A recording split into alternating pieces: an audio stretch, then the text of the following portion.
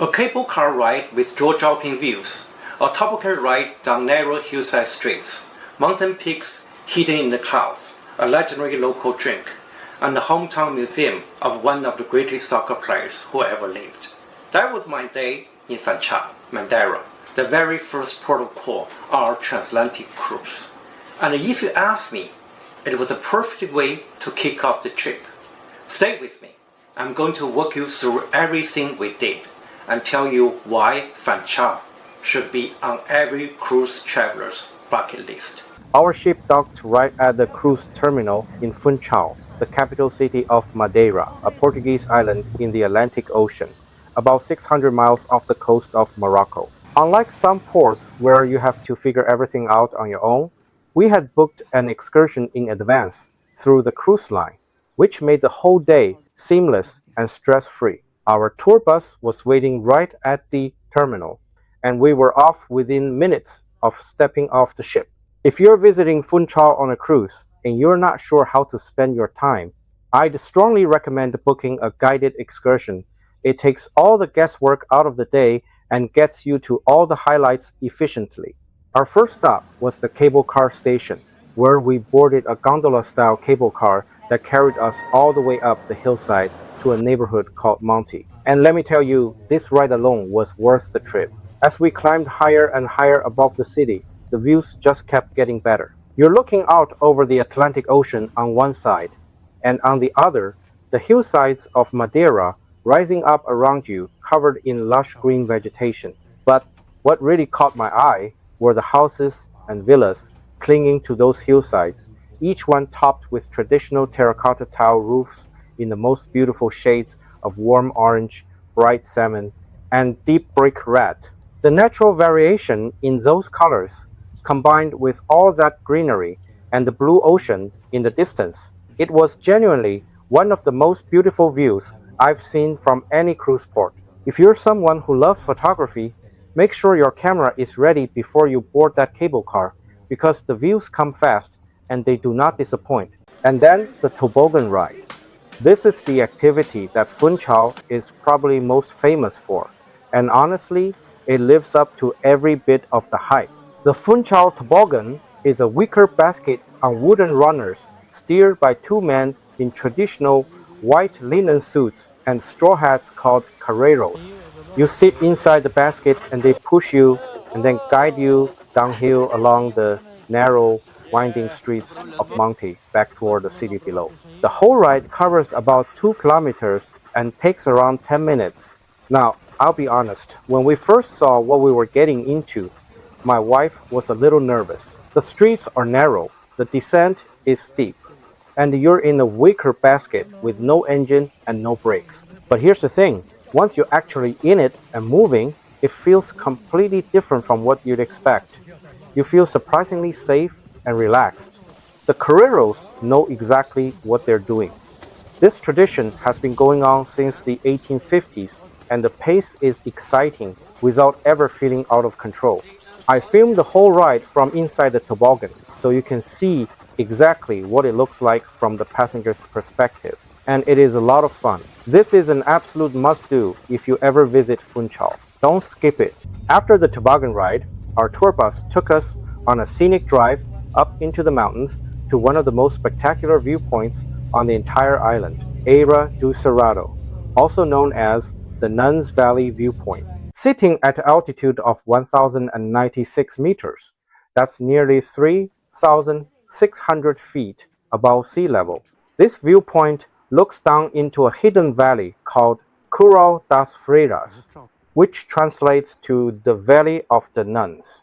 The story goes that the nuns of a local convent fled there in the 16th century to hide from pirates, and looking at how completely enclosed and remote the valley is, you can see why it was such a perfect hiding spot.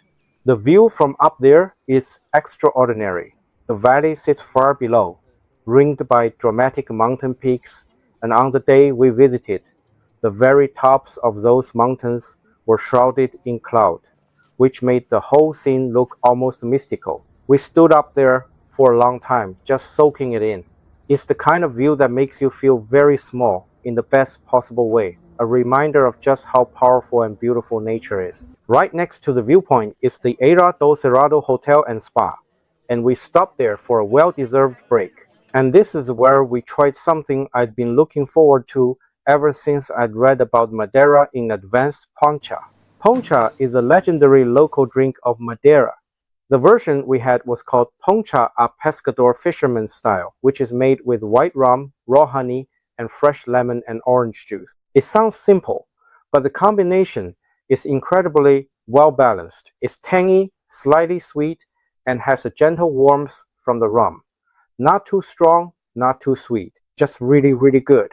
If you visit Funchal and you don't try a poncha, you haven't fully experienced the island. Consider this your official reminder. After the mountain excursion wrapped up, our tour bus brought us back down to the downtown area near the cruise terminal, and we had some free time to explore on foot. And Funchal's downtown is a genuine delight to walk around. The architecture is striking, a mix of Portuguese colonial buildings, colorful facades, and ornate churches, all connected by narrow cobblestone streets that twist and turn in every direction. It doesn't feel like a typical tourist waterfront city. It feels authentic and lived in, with local shops and cafes tucked into corners that reward you for wandering. The streets are narrow enough that you feel like you're discovering the city rather than just visiting it. If you have time after your excursion, I'd strongly recommend just picking a direction and walking. Funchal is a city that reveals itself slowly, and it's all the more charming for it. And then, saving the best for last, or at least the most surprising, we visited the CR7 Museum. Now, if you're not a soccer fan, let me give you a little context.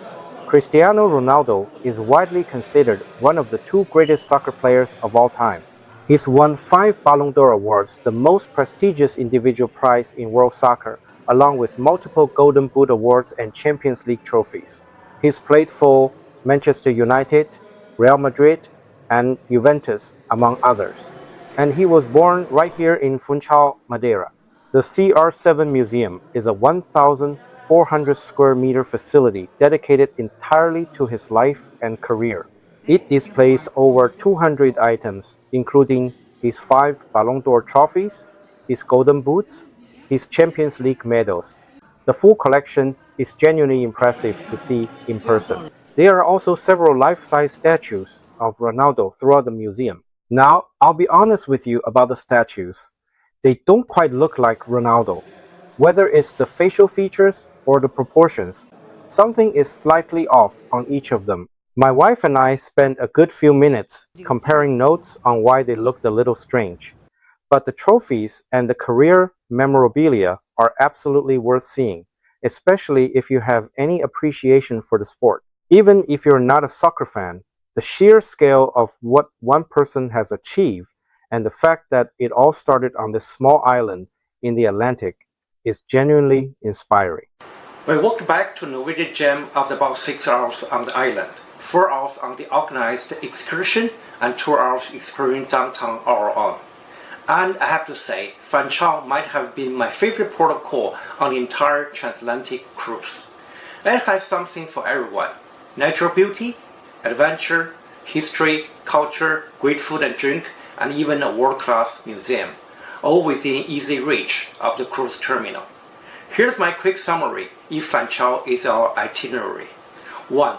Book your excursion in advance. The cable car, toboggan, and Zona Velha viewpoint are all best experience with a guided tour that handles the logistics for you. 2. Do not skip the Toboggan Ride. It looks scary? It's not. It's one of the most fun 10 minutes you will have anywhere. 3. Get to the Zona Velha viewpoint early in the day if possible. The clouds move in as the day goes on and you want clear views. 4. Try the Poncha, fisherman style. Trust me. 5. Leave time for downtown. The narrow streets and architecture are worth at least an hour of wandering. Funchal absolutely exceeded my expectations, and that's saying something because I had high ones going in. If you enjoyed this video, please hit the thumbs up and subscribe. I'll be sharing more posts from this transatlantic cruise, including Gibraltar, Ibiza, and Palma. And if you've been to Funchal, I'd love to hear what your favorite part was. Drop it in the comments below. See you in the next one.